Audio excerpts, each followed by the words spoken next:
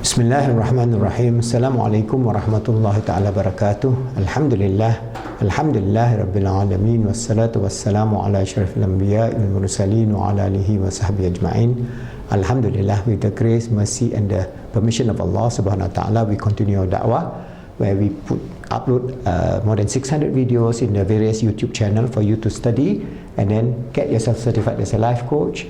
And the whole idea is in this 21st century, how we're going to transform ourselves, the family, the ummah, to be a family and ummah of achievers that is based on the transcendent value of Islam, Dinul Islam. And I've given you the idea of the nature of Iman, and the attributes of Allah, the religious principles, the 20 sifah as we understand within the framework of Ahlul Sunnah wal Jama'ah. Okay, and then I've given you the understanding also of the proof of the essentiality of the wujud or the existence of Allah subhanahu wa ta'ala. So there are many previous videos. You go to our previous videos about the cosmological argument. Al-Ghazali's cosmological argument prove the existence of Allah in terms of the proving of the minor and the major premise, and then how we use kalam argument, that means the logic that we have taught you, all right, and how the creator or God is the essential or the necessary being and is not something that is being created, whether it is adar or atasasul. All right, and we have given you this idea. So now once you have this framework of the wujud of Allah, before we go into all the other sifah, because we have sifah, the first sifah that we have to prove from the perspective of our belief system is the wujud of Allah, the existence of Allah. If after we have that, then we have the everlastingness, wujud, qidam, baqa, mukhalafatuhu lil hawadith, qiyamuhu ta'ala bin nafsi, wahdaniyah, kudrat, iradat, and so on. Everything is bounded by the proof of wujud.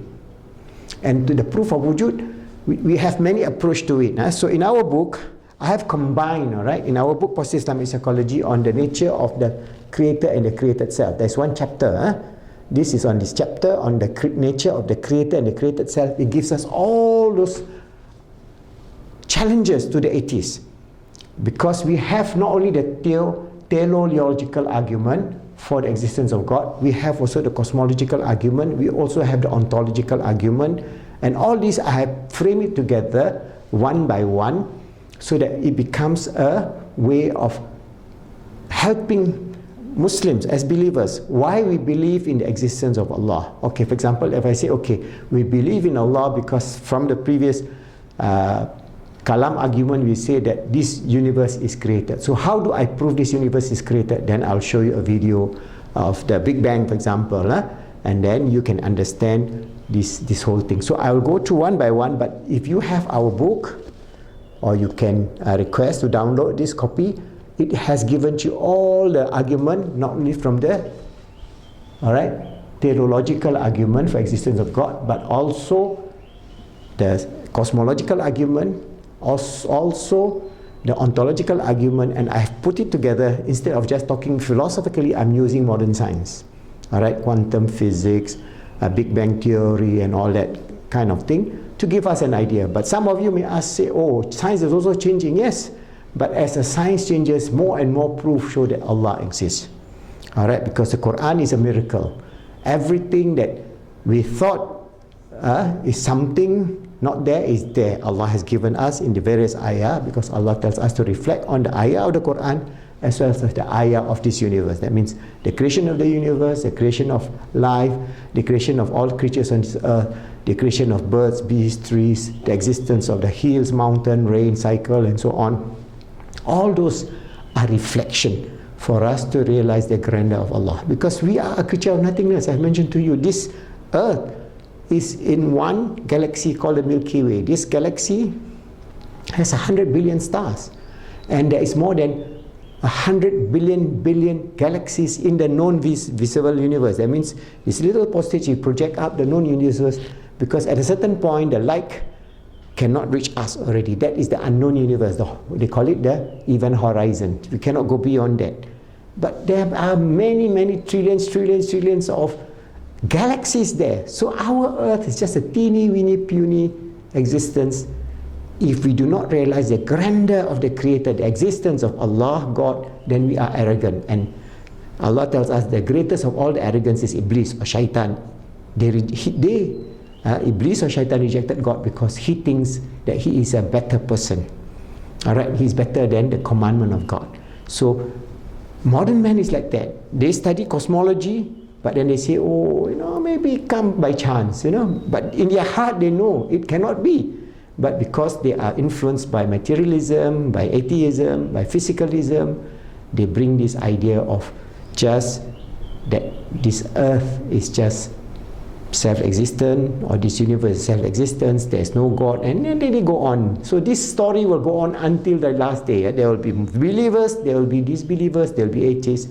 What is important is for us to have our iman, ilmul yaqin, the ilm, for us to conduct our life in a state of belief, and to bring about our children to understand the nature of the truth of the belief of the wujud of Allah. So after this, I'll show you a video on the Big Bang, and inshallah you'll have some idea of the first proof. Remember, I'm going to combine all those proofs, the teleological argument, the ontological and the cosmological. There is all this argument is in this book, on the chapter of the creator and the created universe, inshallah.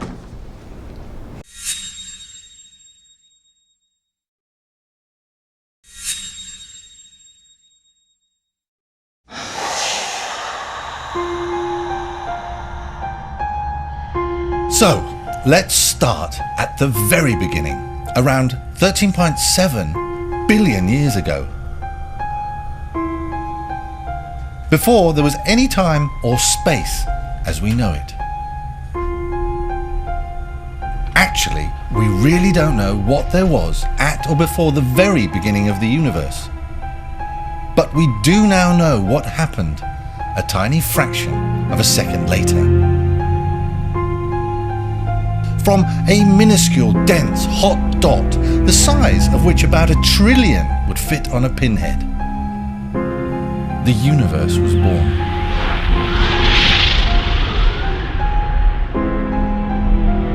When it came to be, it unleashed an unbelievable amount of energy, and for a brief second it expanded faster than the speed of light, growing to the size of a galaxy. It was so hot and so pressurized that all the basic forces of nature we know today were unified.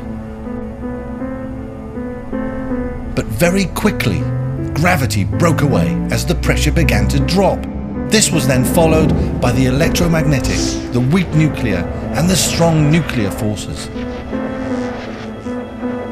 This splitting of the major forces released even more latent energy into the system. And at these very, very high temperatures, energy can actually be converted into matter, according to E equals mc squared. That's energy equals matter multiplied by the speed of light squared.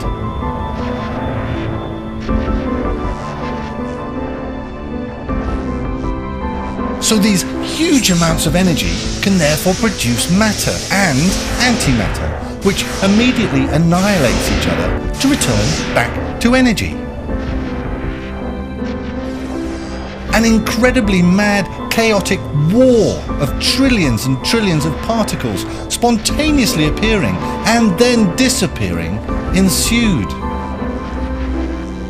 But this process was, for reasons unknown, not perfect. And some residual matter particles, about 1 in a billion, remained. And this makes up all the stuff we have today.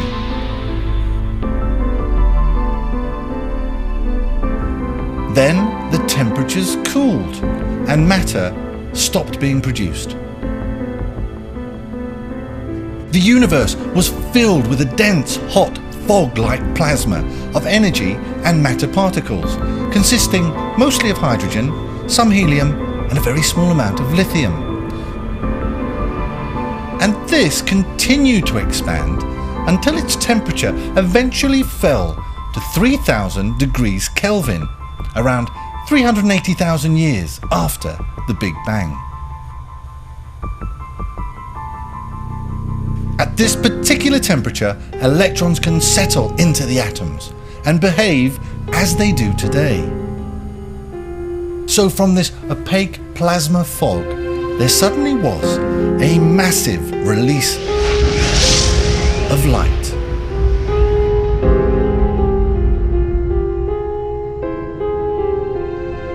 The universe continues to expand today at an increasing rate and is 1,000 times bigger, and subsequently dividing its earlier temperature by 1,000 is now only 3 degrees above absolute zero.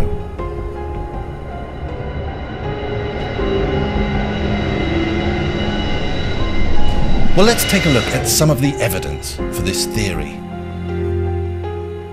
It turns out that stars are moving away from us. We see this through the redshift of the light wave as it recedes from us. This is a bit like undulating a skipping rope. When it is loose and close together, it produces bigger waves as you move it. These bigger waves equate to the blue side of light. As the rope is stretched, these waves reduce in amplitude and show that the wave is longer and redder and is therefore moving away. The universe is therefore expanding. Yesterday it was smaller than it is today, and therefore had more pressure and was hotter in the past.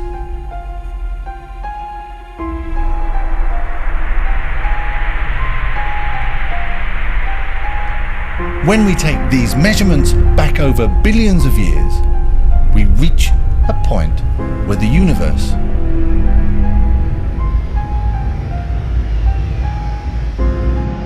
had no size at all.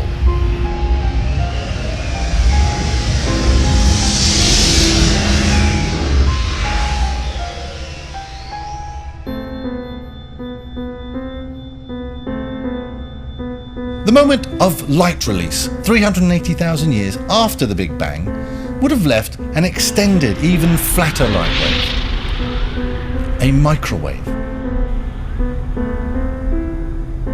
Today, this is actually detectable as background microwave radiation, exactly as is predicted by the theory, and has now been mapped by very sensitive equipment to show the universe exactly as it was at 380,000 years after the Big Bang.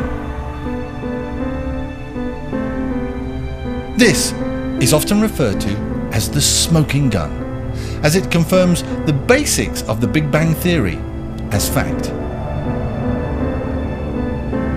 Another interesting piece of evidence is that astrological objects older than 13 billion years have never ever been discovered. The minimum amount of hydrogen and helium around now is again exactly as is predicted by the Big Bang theory. However, the theory still has a few hiccups.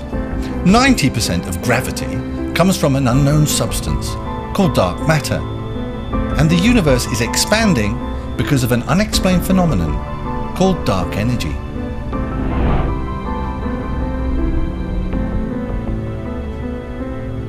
We still have not directly detected either of these and do not know exactly what they are.